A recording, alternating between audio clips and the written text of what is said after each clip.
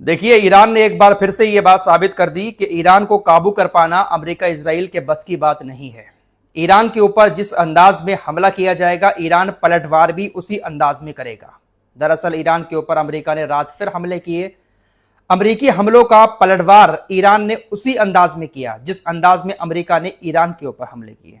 पलटवार करते हुए ईरान ने तमाम अरबी देशों को और इजराइल अमेरिका को एक मैसेज दिया कि अगर हमें छेड़ने की कोशिश करोगे तो पहले से कहीं ज्यादा खतरनाक आपके ऊपर पलटवार किया जाएगा। क्या है पूरा मामला, इसको डिटेल से आपके सामने रखेंगे। आईआरजीसी ने इस पूरे मामले पर जो स्टेटमेंट दिया है उसी के हवाले से इस वीडियो की शुरुआत करेंगे। और भी कुछ खबरें हैं, वीडियो में आखिर तक बने रहिएगा। आईआरजीसी ने इस पूरे मामले पर कहा कि देखिए, कल देर रात स्टेट ऑफ हॉर्मुज के पास हमारा एक तेल का टैंकर गुजर रहा था। अमेरिका की सेना ने जो नाकेबंदी कर रखी है, उसी नाकेबंदी के तहत अमेरिका ने हमारे तेल के टैंकर को हेलफायर मिसाइल से निशाना बनाया। अमेरिका ने हमारे तेल के टैंकर पर जो मिसाइल छोड़ी, उससे हमारे टैंकर का इंजन रूम जो था वो पूरी तरह से डैमेज हो गया। अमेरिका के हमले के बाद ईरान का तेल का टैंकर समुद्र में ही बीच में रुक गया, आगे नहीं बढ़ पाया।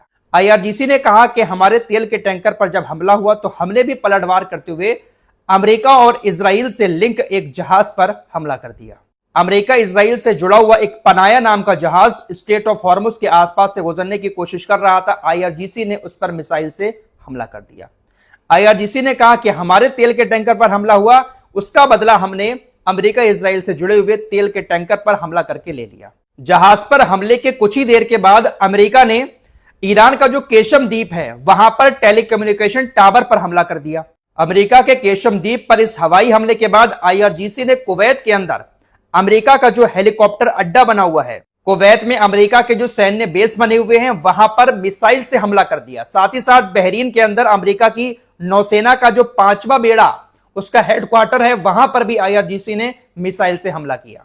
आईआरजीसी एरोस्पेस फोर्स ने बताया कि हमने मिसाइल और ड्रोन से इन दोनों अमेरिका के सैन्य ठिकानों को निशाना बनाया, क्योंकि अमेरिका ने हमारे केशम द्वीप पर टेलीकम्युनिकेशन सेंटर को निशाना बनाया था। हमारे जहाज पर हमला हुआ, हमने दुश्मन के जहाज पर हमला करके उसका बदला लिया। हमारे ठिकाने पर हमला हुआ, हमने भी अमेरिका के ठिकानों पर हमला करके उसका बदला ले लिया। आगे भी अगर हमारे किसी भी ठिकाने पर हमला होता है, उसी अंदाज में आईआरजीसी तगड़ा जवाब देगी। आईआरजीसी ने कहा कि हमले की शुरुआत पहले अमेरिका की तरफ से की गई, हमारे तेल के टैंकर को निशाना बनाया गया, इसी के बाद ये हमले शुरू हो गए। आगे भी हमले हम इसी तरह से करते रहेंगे अगर हमारे ऊपर किसी भी अरबी देश से या अमेरिका की तरफ से कोई हमला किया जाता है। खबर तो ऐसी भी है कि इराक के अंदर भी अमेरिका के एक सैन्य ठिकाने को निशाना बनाया गया, ड्रोन से हमले हुए थे।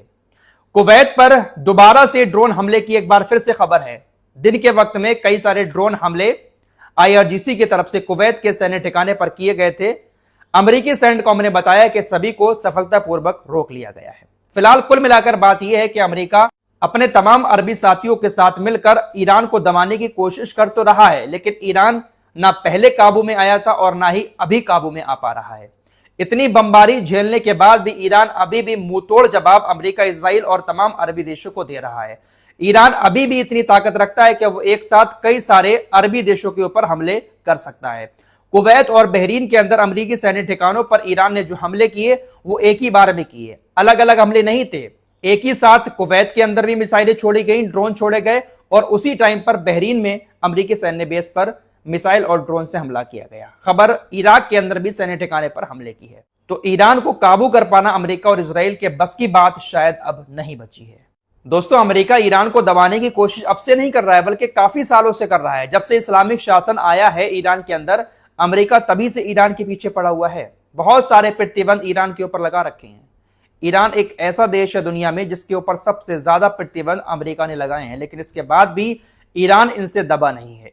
एक बार फिर से ऐसी खबर आ रही है कि अमेरिका कुछ और नए प्रतिबंध ईरान के ऊपर लगाने जा रहा है। दरअसल अमेरिकी ट्रेजरी विभाग की वेबसाइट पर एक नोटिस प्रकाशित हुआ है जिसमें यह बात लिखी गई है कि अमेरिका ईरान के ऊपर कुछ और नए प्रतिबंध लगा सकता है। बहुत सारे प्रतिबंध लगा रखे हैं, सैकड़ों प्रतिबंध हैं।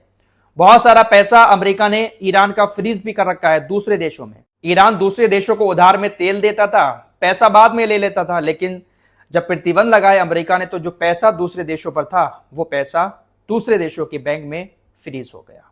फिलहाल ट्रंप की तरफ से हर एक कोशिश की जा रही है कि ईरान को कैसे भी दबाया जाए, लेकिन ईरान दब नहीं रहा है।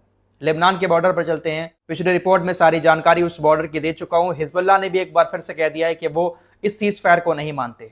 जब तक इजराइल हमारे ऊपर हमला करता रहेगा हम इस सीज फायर को नहीं मानेंगे। मौतें उस बॉर्डर पर भी बहुत ज्यादा हुई हैं। आंकड़ा सामने आया है 2 मार्च से अब तक इजरायली हमलों में कम से कम 3,468 लोग लेबनान के अंदर मारे गए हैं। 10,577 लोग लेबनान के अंदर घायल हो चुके हैं। मौतें हर जगह इजराइल के हमलों में हो रही हैं। गाजा में इजराइल हमले करता है, वहां पर भी हमेशा मौतें होती हैं। लेबनान में हमले किए, वहां पर भी मौतें हुई। ईरान में हमले किए, मौतें वहां पर भी हुई। इससे आप अंदाजा लगा सकते हैं कि ये लोग जानबूझकर उन्हीं जगहों को निशाना बनाते हैं जहां पर मौतें ज्यादा हों।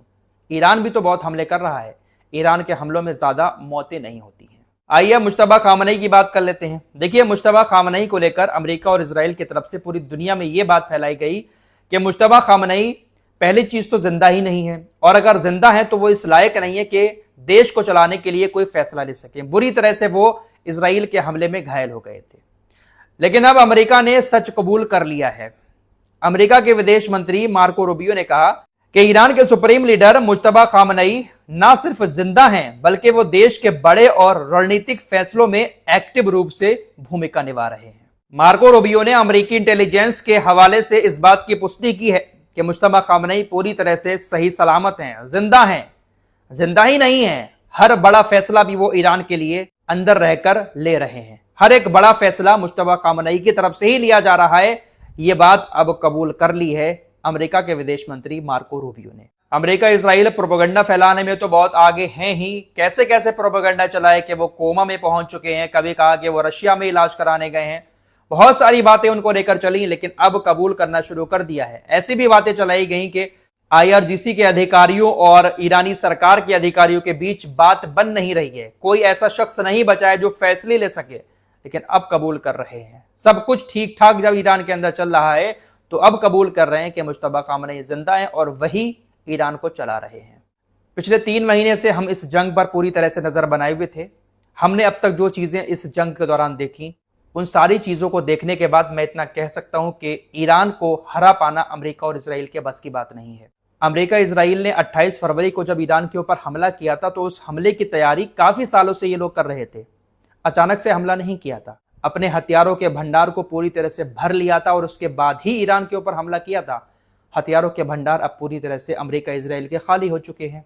40 दिन खतरनाक बमबारी करने के बाद भी ईरान को ये लोग नहीं झुका पाए, तो ईरान अब इनसे नहीं झुकेगा। और रही बात जंग की, तो पूरी तरह से अमेरिका अब जंग भी शुरू नहीं करेगा। छुटपुट हमले ऐसे ही अमेरिका करता रहेगा। नाकेबंदी अमेरिका की नौसेना ने समुद्र में जो कर रखी है उसको अमेरिका जारी रखेगा, और नाकेबंदी जारी रहेगी तो ये छुटपुट हमले की खबरें हमारे सामने आती रहेंगी। लेकिन पूरी तरह से ना तो सीज फायर होगा और ना ही अब पूरी वाली जंग दोबारा से अमेरिका शुरू करेगा। बाकी कब कौन क्या कर दे कहा नहीं जा सकता, लेकिन अभी के ताज़ा हालात यही बता रहे हैं कि अमेरिका पूरी तरह से जंग ईरान के साथ दोबारा से शुरू नहीं करेगा। इस रिपोर्ट में इतना ही। कुछ और खबरों के साथ फिर हाजिर होंगे। अपना ख्याल रखिएगा। अल्लाह हाफिज।